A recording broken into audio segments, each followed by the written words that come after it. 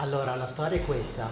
Il capo si è innamorato del VR, vuole all'interno dello stand un angolo di realtà virtuale e alla fiera mancano 20 giorni. Benvenuti alla prima puntata di Il meglio della realtà virtuale. Mi chiamo Fabrizio Cirek e mi occupo di fotografia e video in campo pubblicitario. Dai primi anni 2000 ho manipolato e prodotto progetti in VR, tutti in ambito industriale. Ma che cos'è questo video? Il video che state vedendo è il pilota di un progetto che vuole raccontare agli appassionati del tema VR esperienze e soprattutto soluzioni attuali nel campo della comunicazione, della gamification, dell'e-learning, dell'illustrazione tecnica, del cinema e quant'altro. I vostri like qua sotto e i vostri commenti sono importantissimi per farmi capire cosa migliorare nelle prossime puntate. Questo è un progetto aperto. Il canale sarà infatti aperto a tutti gli amici, colleghi, appassionati che volessero raccontare esperienze personali e in primo luogo soluzioni adottate sul campo. Quindi, se vedi la luce, contattami del link che trovi qua sotto.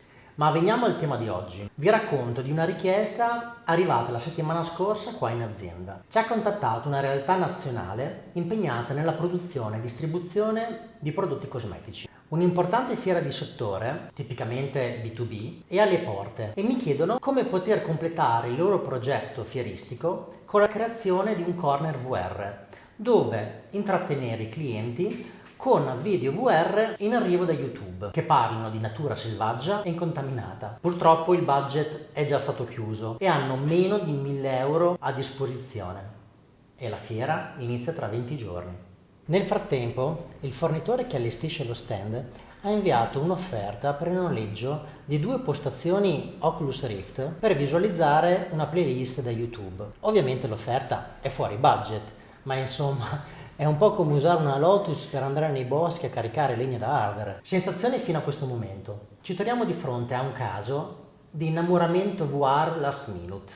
La fiera è tra 3 settimane e occorre metterci una pezza spendendo nulla e facendo felice il boss innamorato, a cui per esperienza è impossibile dire non si può fare. Penserei a 3 soluzioni, 2 a brevissimo termine ed una da abbinare alle prime 2 con un termine medio-lungo. Soluzione 1. Con poco più di 500 euro si acquistano 2 set VR formati da occhiali omido o simili, tipo questi, e da uno smartphone di fascia media con monitor almeno 5 pollici e schermo Full HD.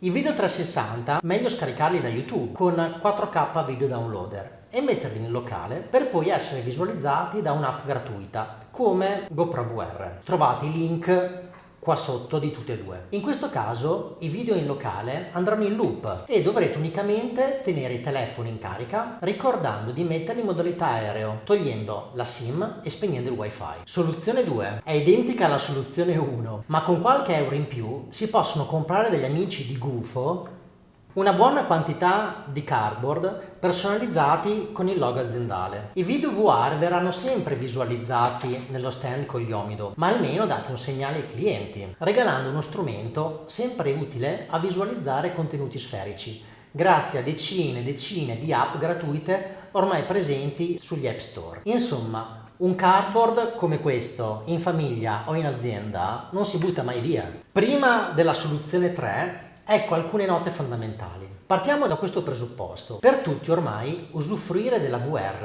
è ormai un gioco da ragazzi e serve un budget veramente ridotto, diciamo 30 euro, dato che il peso dello smartphone è già stato scaricato dalla maggior parte del pubblico. Avete presente, vero, i numeri di vendita degli smartphone sopra i 350 euro negli ultimi 3 anni? Presentarsi nell'estate del 2017 in fiera con contenuti non vostri mi pare veramente triste. Voi che dite? Insomma, piuttosto no, ma ormai chi lo va a dire al capo innamorato? Ecco quindi in scena la mia soluzione numero 3, che comprende la soluzione 1 o la soluzione 2, ma da subito, da domani, la messa in campo di un budget definito per coinvolgere un fornitore preparato e verticale nel progettare contenuti e modalità di fruizione di un progetto VR che racconti l'azienda in chiave puramente B2B, oppure i suoi valori, in questo caso anche in chiave B2C. Il tutto magari in una veste game da far crescere nei mesi invernali sui canali social e ovviamente sul sito del cliente. In questo modo potrete già dai primi mesi del 2018 avere una serie di contenuti VR tutti vostri, da far vivere durante le fiere, ma anche da distribuire online, per rendere quell'emozione non solo virale, ma anche indipendente dallo spazio fieristico. La modalità game, come sapete, apre le porte al coinvolgimento della clientela, business o consumer che sia, spingendola ad uno scambio a due vie, nutrito da premi e gratificazioni, che poi significa